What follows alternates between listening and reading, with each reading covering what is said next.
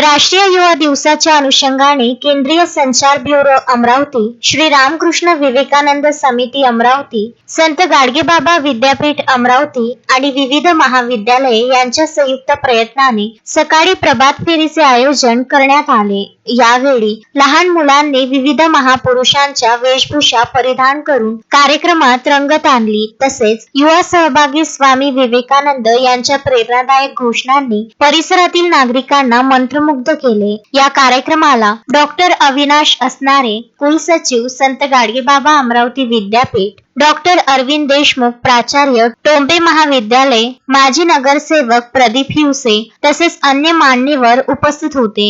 तसेच जिल्हा प्रशासन अमरावती आणि चैतन्य व्हॉलीबॉल ग्रुप अमरावती यांच्या संयुक्त विद्यमाने जिल्हास्तरीय व्हॉलीबॉल स्पर्धेचे आयोजन करण्यात आले। शहरातील व आसपासच्या परिसरातील विविध संघांनी या स्पर्धेत उत्स्फूर्तपणे सहभाग घेतला। स्पर्धेत उत्कृष्ट प्रदर्शन करणाऱ्या विजेत्यांना केंद्रीय संचार ब्युरो अमरावती आणि चैतन्य व्हॉलीबॉल ग्रुप अमरावती यांच्या वतीने पारितोषिके प्रदान करण्यात आली। युवकांच्या प्रेरणादायक कार्यामुळे आजचा दिवस यथार्थ अर्थाने उत्सवमय बनला आणि युवा शक्तीला एक नवा संदेश मिळाला।